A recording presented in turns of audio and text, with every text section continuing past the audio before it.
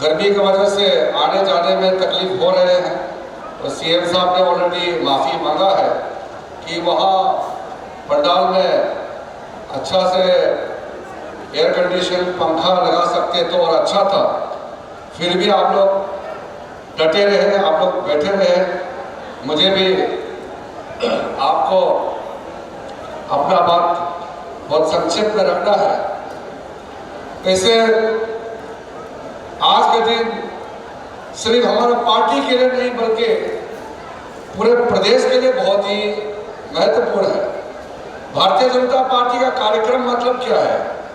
Bharatiya Janata party का कार्यक्रम मतलब हमारा राज्य का कार्यक्रम है, क्योंकि भारतीय जनता पार्टी हमारा राज्य में सरकार चला रहा है।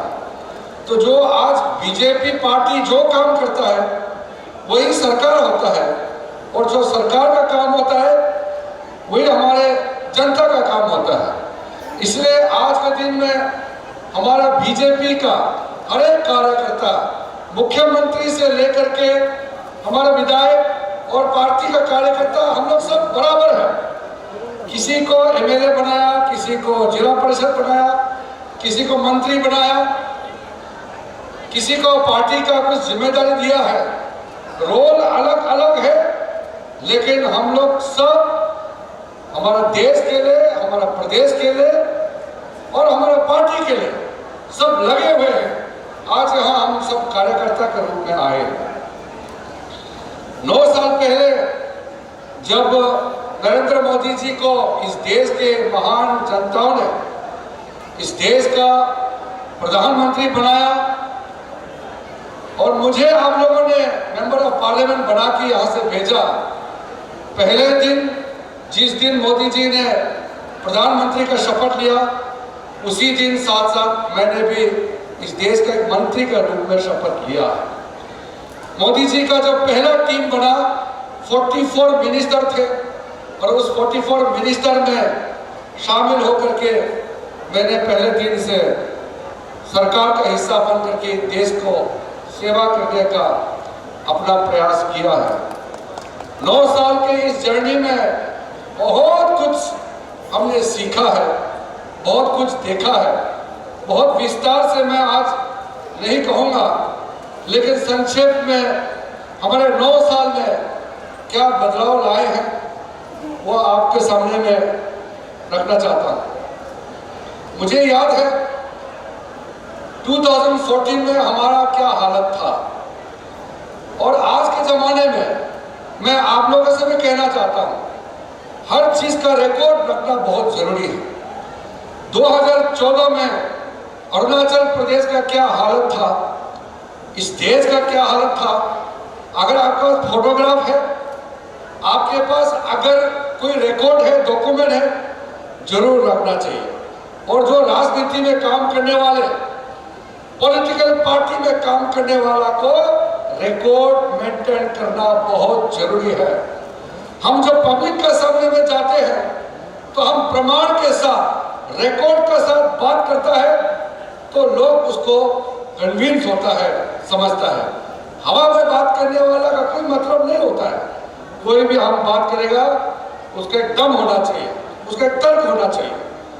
कल मैं जब आर्थ साइंस मंत्री बनने के बाद यहाँ एक बड़ा कार्यक्रम किया और अरुणाचल प्रदेश का सेंटर फॉर अर्थ साइंस और हिमालय स्टडीज के साथ एक एमओयू किया। बहुत इम्पोर्टेंट एमओयू है। आने वाला दिनों में हमारा अरुणाचल के लिए बहुत काम आने वाला है। अरुणाचल का साइंस एंड टेक्नोलॉजी मिनिस्टर मुनचुंग साहब मेरे साथ में गाड़ी में थे, तो उन्होंने बहुत मज़ेदार मुझे बताया। तो हुनचुंग साहब जो है थोड़ा फनी टाइप बताने में और बात भाषा की बोलने में बहुत उस्ताद है, तो उसने मुझे बताया, लेकिन बात हकीकत है। नागालैंड से एक आदमी उसको मिलने आया, बोला तो मिलने आया, सुबह ईटानगर पहुंचा, आदमी था नहीं। तो यहाँ ये जो बैंक तिराली के सामने में अंदर पास गाड़ी रास्ता बनाया, तो आदमी अंदर घुसा और बाहर निकला, तो कंफ्यूज हो गया, अरे ऐसा तो ईटानगर नहीं था, हम कहाँ पहुंच गया, ये तो ईटानगर नहीं, हम कहीं और पहुंचा होगा। फिर अंदर घुसा, उस तरफ निकला, फिर देखा अरे ये तो ईटानगर है क्या। ईटानगर तो आज से 8-9 साल पहले तो ईटानगर ऐसा नहीं था। बहुत कंफ्यूजन में था बड़ा। बाद में बताया कि नहीं यही ईटानगर है, लेकिन बदल गया ईटानगर, अरुणाचल बदल गया है। तो ऐसा चीज हम लोग सब याद करता है बचपन से लेकर के आज तक। आप सोचिए, मैं जब मेंबर ऑफ पार्लियामेंट बना, मेंबर ऑफ पार्लियामेंट बनने का 2 साल तक पैदल जाते रहा मैक्सिमम गांव पहुंचने के लिए। मेरा अपना गांव 4 घंटा पैदल चलने से तब पहुंचता था, इतना चढ़ना पड़ता था। उसके बाद मैं बहुत जगह पैदल गया, गांव पैदल गया। इधर करादादी साइड में गंगते बोल एक जगह है, वहां भी हम लोग पैदल गया। कई जगह है, अपर सुबनसिरी में, वेस्ट सियांग में, मणिगांव और मेचुका साइड में तो बोलना ही नहीं, वहां तो लगभग 100% पैदल ही चलता था। और कई जगह जो अरुणाचल में मेरे समय में जब मैं एमपी बना, पूरा पैदल चलता था। अरुणाचल प्रदेश में लगभग 20% गांव में रास्ता था और बाकी 80% में गाड़ी रास्ता नहीं था। और आज धीरे धीरे हम जब देखता है कि कुछ 1-2 गांव कहीं ना कहीं छूट गया है, किसी ना किसी कारण से रास्ता नहीं पहुंचा होगा, लेकिन लगभग आज मैं कह जाता हूं लगभग very close to 100% Arunachal Pradesh का हर एक गांव में रास्ता पहुंच चुका है। आज हम जब प्राउडली बात करता है कि हम 2024 इलेक्शन से पहले अरुणाचल प्रदेश में हर एक गांव, हर एक घर तक 4G टेलीफोन मोबाइल कनेक्टिविटी हम लोग पहुंचाएंगे। हम लोग वादा करके चलता है, मतलब हम लोग जरूर पहुंचाएंगे। इसका पीछे नरेंद्र मोदी जी का जो दृढ़ इच्छा शक्ति है, उनका पॉलिटिकल विल इतना तगड़ा है, उसने वर्षों पुराने जो कांग्रेस सरकार का पॉलिसी था, उस पॉलिसी को बदल दिया है। मैं खुद मेंबर ऑफ पार्लियामेंट होते हुए भी उस समय मुझे नहीं मालूम था, हम लोग तो अपोजिशन पार्टी में थे, तो गवर्नमेंट ऑफ इंडिया का क्या पॉलिसी था, सीक्रेट पॉलिसी क्या था, जो हमारा बॉर्डर एरिया को रास्ता नहीं बनाना है, ये कौन सा पॉलिसी था। भारत सरकार का एक सीक्रेट उनका डॉक्यूमेंट, भारत सरकार का एक सीक्रेट अंडरस्टैंडिंग था कि अरुणाचल प्रदेश का चाइना बॉर्डर जितना भी सटा हुआ गांव है, वहां अच्छा रास्ता नहीं पहुंचाना है। ये कांग्रेस पार्टी का पॉलिसी था। उस पॉलिसी को 2014 में नरेंद्र मोदी जी ने पूरा पलट दिया है और नया पॉलिसी बनाया कि अब बॉर्डर में हर एक गांव को हम रास्ता पहुंचाएंगे, बिजली पहुंचाएंगे, पानी पहुंचाएंगे, सारा फैसिलिटी हम लोग देंगे। आपने देखा होगा कोविड के समय में, कोविड में पूरा देश लॉकडाउन था, लेकिन मोदी जी और उसका पूरा टीम, भारतीय जनता पार्टी का एक कार्यकर्ता, हम लोग निकल करके लोगों का सेवा कर रहा था। हम खुद दिल्ली में था उस समय, पहला 20 दिन तक हर एक डिस्ट्रिक्ट का डिप्टी कमिश्नर, सुपरिटेंडेंट इंजीनियर, हमारा जितना जो स्ट्रेटेजिक लोकेशन में काम करने वाले, तेल पहुंचाने वाले, खाना पहुंचाने वाले, रास्ता मेंटेन करने वाले, पानी का व्यवस्था करने वाला, ऐसा जो बहुत ही क्रिटिकल चीज को देखने वाला जितना भी टीम, सिक्योरिटी फोर्सेस के साथ, आर्मी और पुलिस और पैरामिलिट्री फोर्स के साथ हम लोग लगातार कंटिन्यूस 24 घंटे काम करते रहा, ताकि हमारा देश के लोग कोविड के चक्कर में अपना जिंदगी बर्बाद ना हो जाए, भूखा प्यासा जिंदगी गुजारना पड़े, ऐसा ना हो। हम लोग ने काम करते रहा हर एक गांव में। उस समय आप लोगों ने देखा होगा कोविड के बाद कई चीजें पहुंचाया गया, बहुत सारे लोग मालूम नहीं है। मैंने बीजेपी का जब स्टेट एग्जीक्यूटिव मीटिंग में भी बताया था कि कोविड के समय में मैं खुद दिल्ली में था, लेकिन करोड़ों रुपया हम लोग मैनेज किया, प्राइवेट पार्टी से डोनेशन लिया, आपको मास्क भेजा, ऑक्सीमीटर भेजा, कहां कहां आपको कुछ जो जरूरी सामान था पहुंचाया। हमारा बीजेपी का कार्यकर्ताओं ने भी काम किया। मैंने अनुरोध किया कि आप बताना है पब्लिक को, ऐसे सामान हाथ में दे देगा उससे नहीं होता है, ये सामान किस लिए भेजा है।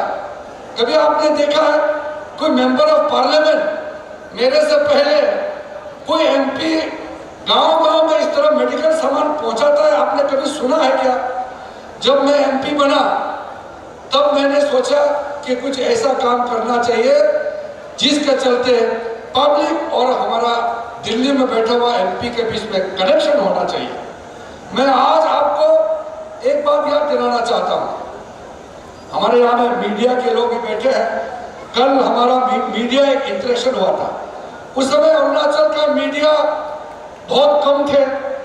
मैं खुद पार्टी का स्पोक्समैन था। 4 साल तक मैं बीजेपी का स्पोक्समैन और जनरल सेक्रेटरी के रूप में काम किया। उसके बाद मैं बाद में जाके नेशनल सेक्रेटरी बना। रेगुलर हमारा 4-5 मीडिया के लोग काम करते थे। और उस समय जब 2004 में पार्टी ने ये निर्णय किया कि मुझे लोकसभा चुनाव लड़ना चाहिए, तो मुझे एक सवाल, अरुणाचल का मीडिया का एक सवाल था, और वो सवाल पूछने वाला हमारे बीच में नहीं है। तारो चाटो नाम का बहुत ही अच्छा इंसान, हमारा अरुणाचल प्रदेश का एक पायनियर जर्नलिस्ट था, बहुत अच्छा इंसान था। मेरे साथ में बहुत अच्छा संबंध था, आना जाना होता था, मैंने भी मदद करता था जो भी हो सके। तो उस समय मुझे एक सवाल पूछा कि बाकी काम तो छोड़ दीजिए, एमपी कुछ करता होगा, कितना करता है, एमपी का बहुत सारा रोल होता है, लेकिन एक ही चीज बताइए कि आप दिल्ली जाने के बाद आप दिखाई देगा कि दिखाई नहीं देगा। एमपी होकर के दिल्ली जाने के बाद पता ही नहीं चलता है, ना पब्लिक से मिलता है, ना वहां पार्लियामेंट में चर्चा होता है। कोई नहीं पूछता है अरुणाचल एमपी को। ऐसा नहीं होना चाहिए। किरण जी, आप वादा कीजिए कि आप दिल्ली पहुंचेगा एमपी बन के तो कम से कम दिखाई देना चाहिए। ये बहुत बड़ा सवाल था, ये छोटा मोटा सवाल नहीं है। पूछने के लिए तो ऐसे पूछ दिया, लेकिन इस सवाल का पीछे बहुत गहरा मतलब था कि प्रतिनिधि, चाहे एमएलए हो, चाहे एमपी हो, जिला परिषद हो, कॉर्पोरेटर हो, चुनी हुई प्रतिनिधि का एक भाव होता है, एक कर्तव्य होता है। उसके बाद मैं एमपी बनने के बाद जो काम शुरू किया, उस समय मैं अपोजिशन में था, और आप लोग जानते हैं जो हो सके हमने काम किया। और मुझे खुशी है कि हमारा देश का कई मीडिया के ग्रुप ने मुझे, उस समय काफ़ी यंग था, तो बेस्ट यंग पार्लियामेंट्री का मुझे अवार्ड भी दिया। और साथ साथ में अपोजिशन का टॉप 5 अपोजिशन लीडर का भी मुझे टाइटल दिया गया। तो एक तरीके से मैं आज भी मानता हूं कि हमारे जनता का जो प्यार है, जनता का समर्थन है, उसी के चलते काम करने का ताकत मिलता है। मैं 2004 में जब एमपी बना, फिर मैंने याद किया कि 1997 में हमारा अरुणाचल प्रदेश का सबसे सिंसियर पॉलिटिकल लीडर, बहुत ही ऑनेस्ट आदमी, बहुत ही अच्छा इंसान, ऐसा नेता हुआ करता था। उसका नाम था तोमो रिबा। तोमो रिबा साहब को मैंने जब मिला, क्योंकि मेरा पिताजी का अच्छा दोस्त था, तो दिल्ली में वो हमारा मेंबर ऑफ पार्लियामेंट थे, तो उनके घर जाकर के उनसे जब मिला तो मैंने पूछा, अंकल आप एमपी बन गया, लेकिन आपका एक्सपीरियंस क्या है ये बताइए। उन्होंने बहुत ऑनेस्टली मुझे बताया कि भाईटी, असमीज में बोला मुझे कि भाईटी मत बोलो, ये पार्लियामेंट सागर है, यहाँ कुछ भी बोलो कोई सुनने वाला नहीं है। जितना भी बोलता है कोई सुनता नहीं है, कोई पहचानता नहीं है। इसलिए आजकल पार्लियामेंट हाउस में जाकर के कुछ बोलने का मन भी नहीं होता है बोला, और पार्लियामेंट में जाने का मन भी नहीं होता है बोला, क्योंकि बोलने से भी कोई सुनता नहीं है। सचमुच में दुनिया का सबसे बड़ा लोकतंत्र का जो लोकसभा है वो कोई मामूली जगह नहीं है। 140 करोड़ हमारा पॉपुलेशन है, और 140 करोड़ का चुनी हुई प्रतिनिधि वहाँ जब बैठता है, वहाँ अपना स्थान बनाना, वहाँ पहचान बनाना, और अपना कॉन्स्टिट्यूएंसी के लोगों के बारे में उनके दुख तकलीफ को लेकर के वहाँ बात रखना। बोलने में कोई बोल सकता है, लेकिन असर दे करके लोगों को सुना के बोलना ये कोई आसान चीज नहीं है। ऐसे तो पार्लियामेंट में सब भाषण देते हैं, भाषण वो होना चाहिए जो दुनिया सुने। आप बात वो होना करना चाहिए जो लोगों को समझ में आए। और मैं हमेशा कहता हूं कि हमने कोई रुपया पैसा फेंक के चुनाव जीता नहीं है, लेकिन अरुणाचल के लोगों ने इतना प्यार दिया, इतना आशीर्वाद दिया, इतना ब्लेसिंग दिया, उसी का ताकत है कि आज जाकर के मैं देश और दुनिया में अपना प्रदेश का, अपना देश का काम करने मिलता है। लेकिन देखा है कुछ लोग वो इशू को बहुत छोटा बढ़ा देता है। हमारा चीफ मिनिस्टर अच्छा काम कर रहा है, वो एमएलए काम करता है, आजकल सोशल मीडिया है, बहुत ही मजाक से ऐसे गाला गाली में बहुत आदमी का अचीवमेंट को बहुत छोटा कर देता है। और मैंने सुना है, मैं तो इतना सुबह शाम यहाँ बैठ करके चर्चा करने का मौका तो नहीं मिलता है, काम में बिजी होता है, लेकिन मैंने सुना है वो कोई बोलता है कि वो कैबिनेट मिनिस्टर बनने से भी क्या है, हमको क्या फायदा मिला है। और कोई लोग ऐसे में बोलता है, ईटानगर में भी बोलता होगा कि किरण रिजिजू को हमने एमपी बनाया, लेकिन मेरे लिए क्या दिया है, हमको क्या दिया है, ऐसा सवाल करता होगा। लेकिन मैं इस चीज को खराब नहीं मानता, मैं इसको कंप्लेन नहीं करता, लेकिन मैं इतना कहना चाहता हूं, अगर हम यहाँ नेशनल हाईवे बनता है तो अरुणाचल का हर एक आदमी उस नेशनल हाईवे में चलता है। अगर यहाँ मोबाइल टावर लगाता है, हर एक आदमी उस मोबाइल टावर को इस्तेमाल करता है और फोन में बात करता है। अगर हमने यहाँ कोई एक्सरे मशीन दिया है तो हर गरीब आदमी उस एक्सरे मशीन से अपना इलाज करने में फायदा मिलता है।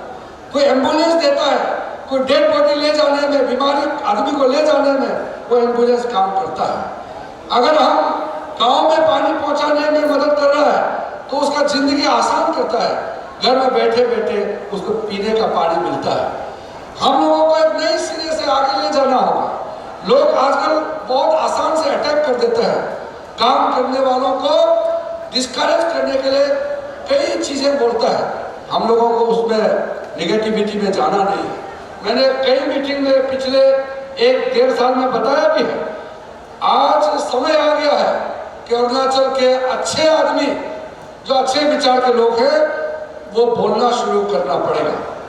कल सोशल मीडिया का इन्फ्लुएंसर लोगों से मैंने मिला, मैंने उन लोगों को वही कहा, ऐसा ऐसा लोग हैं वो हजारों लोगों का एक मैसेज पहुंचा सकता है। एक यूट्यूब चलाता है, उसका 67,000 फॉलोअर्स है, यानी कि वो यूट्यूब में कहानी डालेगा, 67 लोग तुरंत सुनता है, क्योंकि वो इन्फ्लुएंसर है। मैंने सारे अलग अलग क्षेत्र में काम करने वाले लोगों को अपील किया है, अब समय आ गया है, आप लोग चुपचाप नहीं बैठना है। ये जो प्रथा आज हमारे समाज में देखने को मिल रहा है, ये ठीक नहीं है। मैंने देखा है, आदमी कुछ मदद नहीं कर सकता है, लेकिन सिर्फ गाली दे सकता है। वो गाली देने वाला का ताली बजा के हीरो बना देता है। ये हमारे समाज के लिए ठीक नहीं है। जो आदमी जिस चीज का काम कर सकता है वही काम करना चाहिए। मैं अभी जाकर के ऑपरेशन कैसे करना है डॉक्टर को समझाने लग जाएगा तो पेशेंट मर जाएगा। हमारा अरुणाचल प्रदेश में लोग अभी सीखने का समय है, हम उभर रहा है। दुनिया कहां से कहां पहुंच गया और हम उनको पीछा कर रहा है, और पीछा करते समय हमको और पीछे से धक्का लगा के आगे ले जाने के वजह कुछ लोग पीछे खींचने में लगे हुए हैं। हमारे यहाँ कुछ लोग ये चाहता है कि ईटानगर जो है तबाही हो जाए, लॉ एंड ऑर्डर खत्म हो जाए, ये कोशिश कर रहा है। बीजेपी को हराने के लिए कोई मुद्दा नहीं है तो यहाँ बंद कर करेगा और समाज जो है बर्बाद हो जाएगा। वैसे अभी हम अमीर हुआ नहीं है और अमीर होने से पहले अगर हम बूढ़ा हो जाएगा ये हमारे लिए ठीक नहीं है। आप कल्पना कीजिए एक बंद कॉल करने से कितना बर्बाद होता है। ये बंद कॉल करने वाला 2-3 लोग हो सकता है, लेकिन जिम्मेदारी कौन है? अंग्रेजी में कहता है don't blame the evils, the evils will always do bad, but blame those people who allow evils to do bad। खराब करने वाला लोग होता है, लेकिन खराब करने देने के लिए जो लोग प्रोत्साहित करता है उनको भी जिम्मेदारी लेना पड़ेगा। अगर 10 आदमी यहाँ बंद करता है, सारा मार्केट दरवाजा बंद कर देता है, पूरा बिजनेस कम्युनिटी बंद हो जाता है, पब्लिक भी बंद हो जाता है, तो 4-5 आदमी तो बहुत अंदर में बैठ के सेलिब्रेट करता होगा, वह हम लोग ने ईटानगर को बंद कौन कर दिया। तो उसको बंद कौन करने वालों को सक्सेस कौन बनाता है?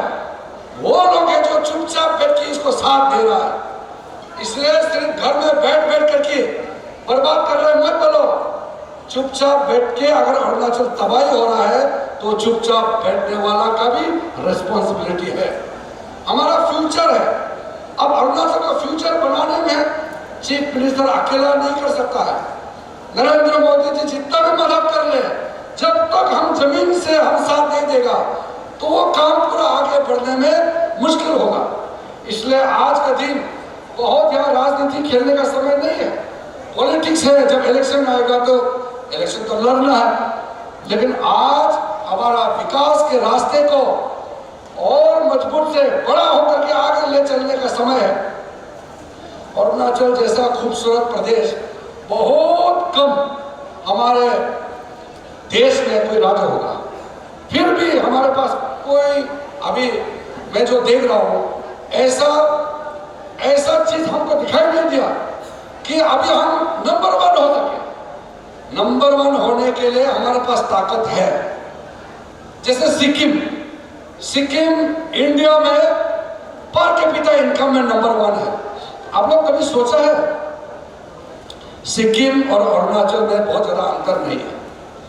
सिक्किम का पॉपुलेशन लगभग 7 लाख है और एक डिस्ट्रिक्ट का बराबर साइज है।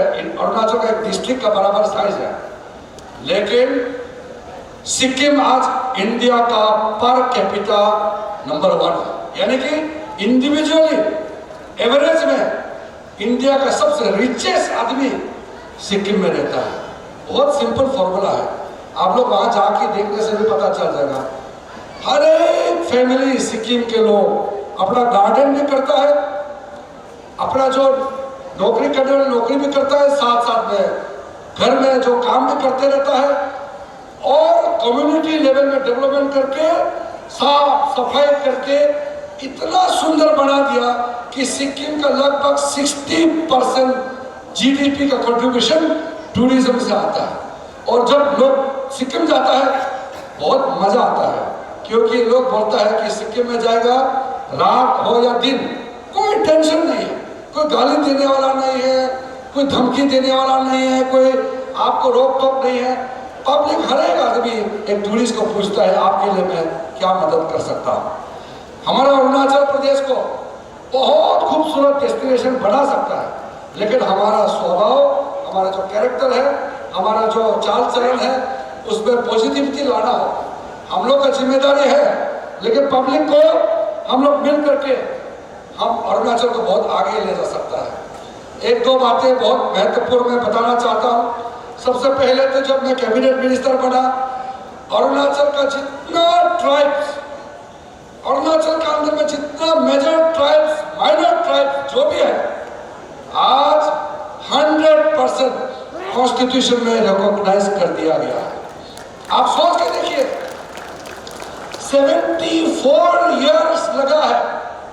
हम लोग इंडिया का बहुत प्राउड जय हिंद करके इंडिया का झंडा उठा के कब से भारत माता की जय करके घूम रहा था, लेकिन अरुणाचल का आधा से ज्यादा ट्राइब्स कॉन्स्टिट्यूशन में रिकॉग्नाइज नहीं था। कुछ चीज ऐसा होता है जो हर चीज से बड़ा होता है। मैंने देखा है जब हमारा निसी कम्युनिटी को छोड़ के किसी कम्युनिटी ने इतना बड़ा सेलिब्रेशन नहीं किया है। जब 2008 में दपला को हटा के हम लोग निसी बनाया, 19 अप्रैल को हमारे निसी समाज के लोग इसको निसी डे के रूप में मनाते हैं, क्योंकि दपला को हटा के निसी बनाया, ये बड़ा अचीवमेंट है और हमने बहुत संघर्ष किया उसमें। मैं आज भी याद करता हूँ कितना हम लोग ने आगे बढ़ करके काम करके तब वो कॉन्स्टिट्यूशन अमेंडमेंट लाया था।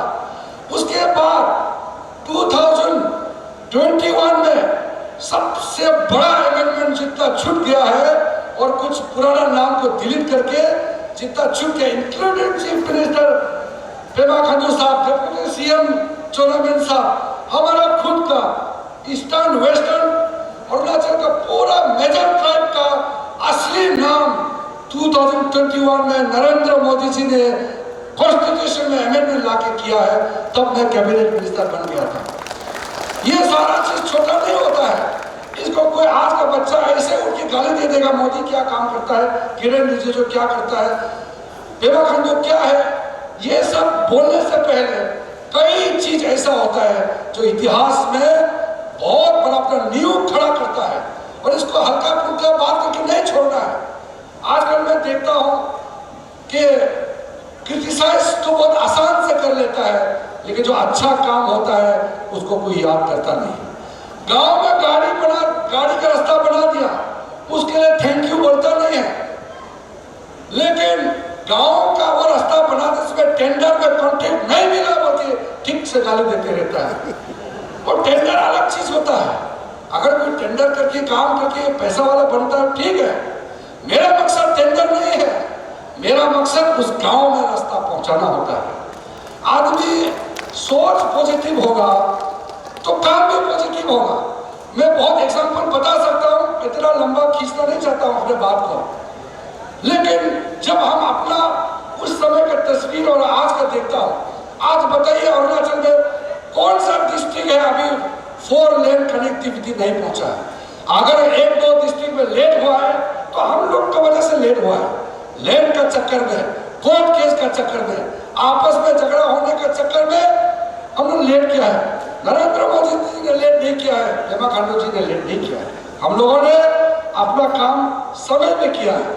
आज मैं प्राउडली कह सकता हूं कि हमारा इंडिया के अंदर में इंफ्रास्ट्रक्चर के दृष्टि से अरुणाचल में जितना इन्वेस्टमेंट हो रहा है, भारत सरकार का जितना पैसा आज अरुणाचल में डाला है, शायद किसी राज्य में डालता होगा।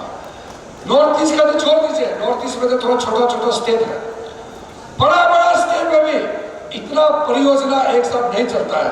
रेलवे का काम अलग से चल रहा है, यहाँ गांव गांव का रास्ता से आगे निकल के बॉर्डर तक का हम लोग का फर्स्ट क्लास रास्ता का काम चल रहा है। आज एयरपोर्ट बंद करके दिल्ली से हम लोग सीधा यहाँ पहुंचता है। मैंने कल भी बताया अगले 1-2 महीने के अंदर में दिल्ली से सीधा होलोंगी का भी हम लोग फ्लाइट चालू करने वाले हैं। हमारा अरुणाचल प्रदेश में जितना भी जो रीजनल कनेक्टिविटी का सर्विसेज है, तेजू में हो या पासीघाट हो, जीरो हो, और आगे जाकर के अरुणाचल में थोड़ा सा वेदर खराब होता है, पहाड़ है, एरोप्लेन के लिए तकलीफ होता है, लेकिन जहाँ जहाँ टेक्निकली फिजिबल है वहाँ का भी सर्वे का काम और एयर सर्विस का काम चल रहा है। रेलवे का भी सर्वे बहुत आगे निकल गया है। सेना टनल भी अभी शायद इसी साल अक्टूबर-नवंबर तक इनॉग्रेशन हो जाएगा। नेचीपुर टनल का लगभग कंप्लीट हो चुका है। कई इस तरह का जो बड़ा प्रोजेक्ट है जो पहले सिर्फ हम लोग सपना देखता था, आज सचमुच में हमारे आंखों के सामने में काम हो रहा है। इसलिए हम लोग को ये सारा अच्छा चीजों को लोगों के साथ में, लोगों के साथ मिल करके पब्लिक को बताना होगा कि ये मोदी जी के नेतृत्व में ये सब काम हुआ है। मुझे अभी चीफ मिनिस्टर का बात सुन के बहुत अच्छा लगा। जब मुख्यमंत्री बना, हमारा अरुणाचल का इनकम, अपना जो इंटरनल रेवेन्यू 900 करोड़, 900 करोड़ से क्या होता है आजकल? कुछ भी नहीं होता है। आप सोच के देखिए, आजादी से लेकर के आज तक आप इतिहास को फटाफट देख लीजिए। जब से अरुणाचल बना है तब से 2016 तक अरुणाचल का record internal revenue generation 900 crore, और 2016 से 2023 के अंदर में, 8 साल के अंदर में 3500 करोड़। आप इमेजिन कीजिए पेमा खातू सरकार का अचीवमेंट, चौधरी साहब का पूरा कैबिनेट एमएलए बैठा हुआ है। ये सब लोगों को बोलना बहुत आप आसान से बोल सकते हो कि इतना साल आगे 40-50 साल लगा, तब जाकर के 2016 में 900 करोड़ सिर्फ हम लोगों ने रेवेन्यू कलेक्शन किया है। और 8 साल में अगर हम लोगों ने 3005 करोड़, कितना times, more than 4.5 times increase कराया। इसका मतलब अगर पेमा खांडू साहब का सरकार और 10 साल चलेगा तो ये 3500 करोड़ कहां पहुंच सकता है, आप लोग इमेजिन कर सकते हैं। ये जो पॉजिटिव चीज को पब्लिक को बताना जरूरी है। ये मेहनत करके एक प्रूडेंट फाइनेंशियल मैनेजमेंट, अच्छा फिस्कल पॉलिसी, अच्छा बजट और अच्छा नीति के साथ तब जाकर के अरुणाचल का इतना अच्छा फाइनेंशियल पोजीशन में आया है। आज आपने सुना है क्या कोई डिपार्टमेंट तनख्वाह नहीं मिलता है? 2014 तक अरुणाचल का लायबिलिटीज लगभग 12,000 करोड़ बन गया था, और रिजर्व बैंक ऑफ इंडिया ने अरुणाचल के लिए रेगुलर जो पैसा रिलीज करता है, लोन देता है, वो बिल्कुल मना कर दिया था कि अरुणाचल को नहीं दे सकता है, डिफॉल्ट हो गया है। उस स्थिति से आज इतना कंफर्टेबल फाइनेंशियल पोजीशन तक अरुणाचल तक पहुंचाना, ये नरेंद्र मोदी जी का आशीर्वाद और पेमा खांडू जी और उनके टीम का बहुत अच्छा नीति की वजह से ये स्थिति बन आया। ये सारा बड़ा चीज होता है, समझना होगा। एक रिस्पॉन्सिबल सिटीजन होने के नाते स्टेट कैसे चलाता है हमको जानना होगा। सिर्फ ऐसे गाला गाली करते रहेगा उससे नहीं होगा। मैं मानता हूं आज भी मेजोरिटी अरुणाचल का आदमी जानता है।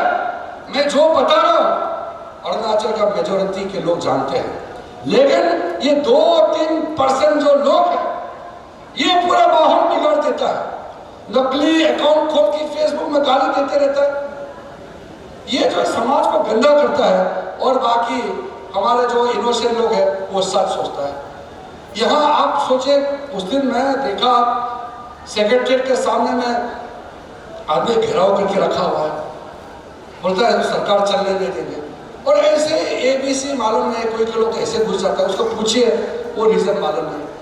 डेमोक्रेसी में प्रोटेस्ट करने का राइट है। डेमोक्रेसी में आप जो बोलना चाहता है आपके पास पूरा आजादी है, लेकिन सच बात बोलना होगा और किसी को नुकसान नहीं पहुंचाना है। आपका राइट दूसरा राइट को छीन के नहीं, आपका राइट आपके लिए है और किसी और का राइट भी उसके लिए है। और साथ साथ हमारा संविधान में अगर फंडामेंटल राइट है तो संविधान में ही फंडामेंटल ड्यूटी भी है। एक नागरिक होने के नाते आपका बहुत ड्यूटी होता है, तब जाकर के समाज आगे बढ़ता है। आज एक अरुणाचल जिस तरीके से आगे बढ़ रहा है, मैं फख्र के साथ कह सकता हूँ, हमारा छोटा स्टेट, पॉपुलेशन कम जरूर है। मैं बार बार 2004 से ये बात को दोहराते रहा, हमारे पास कम MP जरूर है, लेकिन हम कमजोर नहीं है।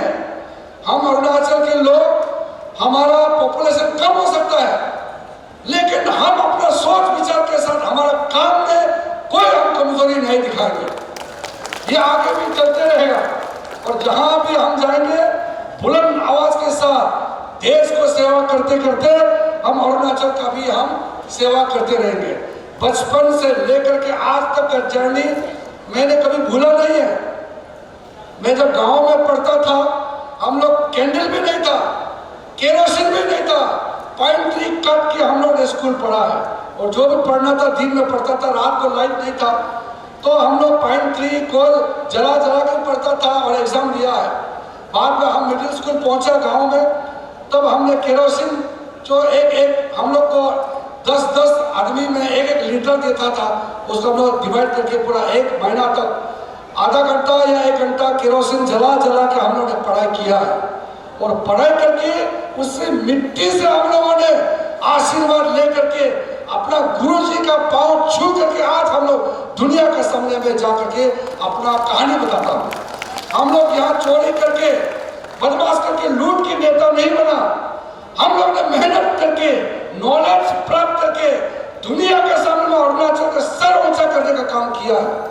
ये ऐसा नहीं है कि आराम से बैठ करके आप गाली दे देगा, अपना खून पसीना डाल के आज हम फख्र के साथ कह सकते हैं कि मैं अरुणाचल का 1 पैसा मैं अपना खून में नहीं डालूंगा।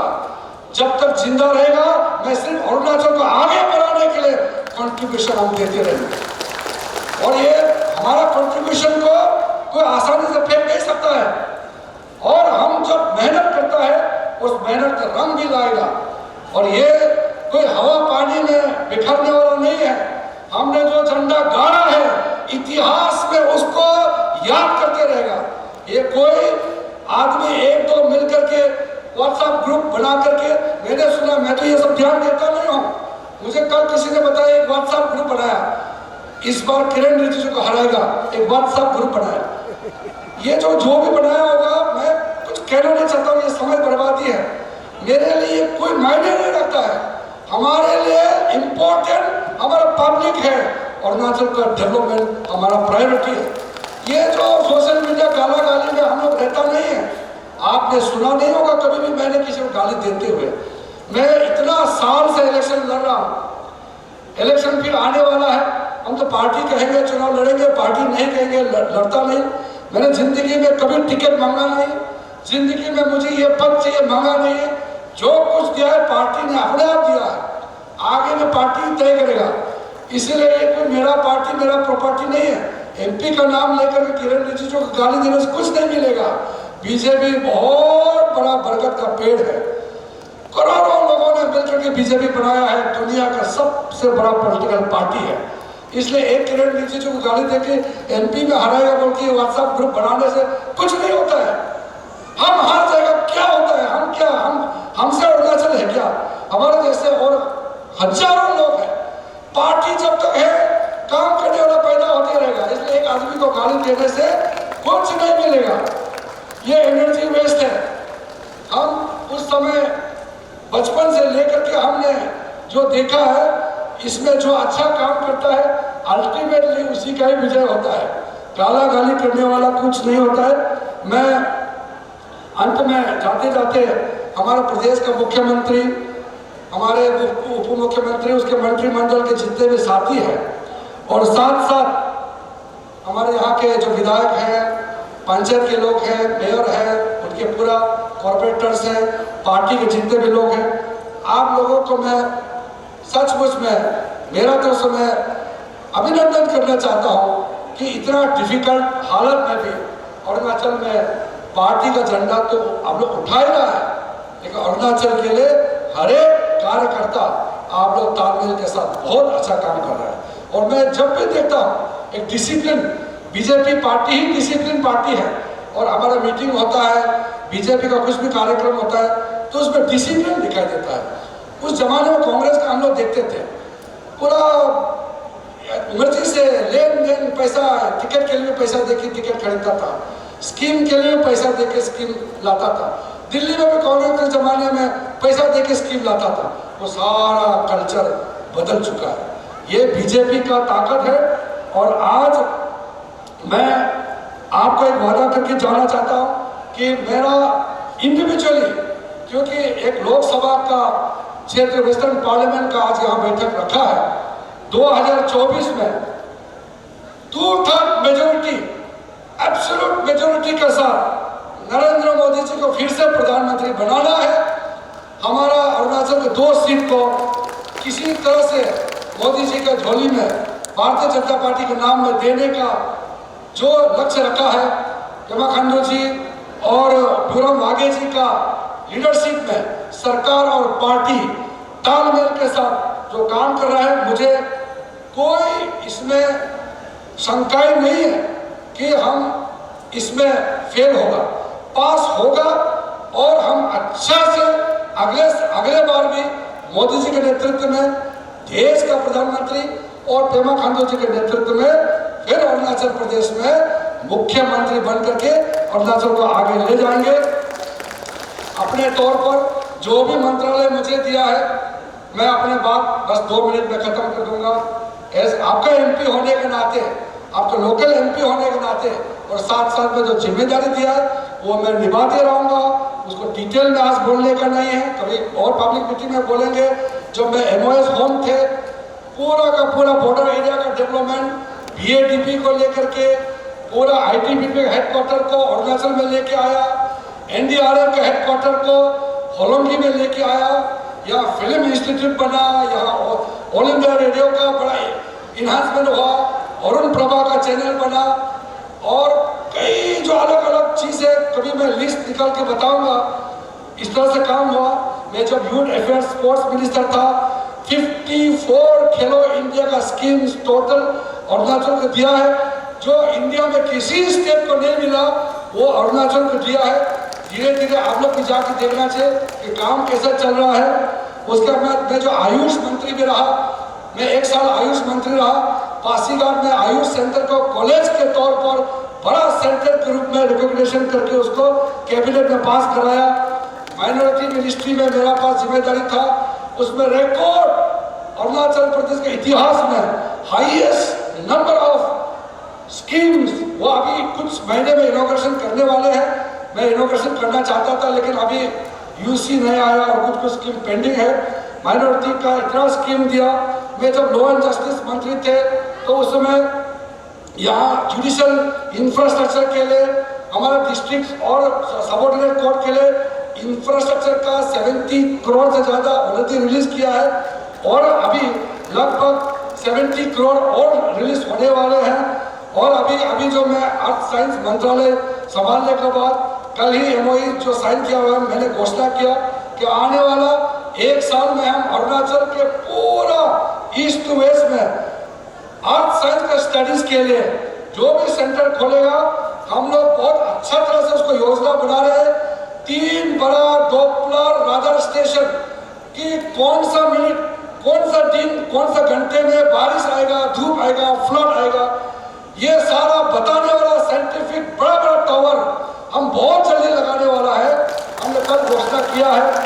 तीनों जो जोन है, वेस्टर्न अरुणाचल, सेंट्रल अरुणाचल और ईस्टर्न अरुणाचल, कल मैंने हमारे यहाँ के साइंस एंड टेक्नोलॉजी मिनिस्टर गमचुंग साहब को और चेयरमैन साहब को मैंने बता दिया है।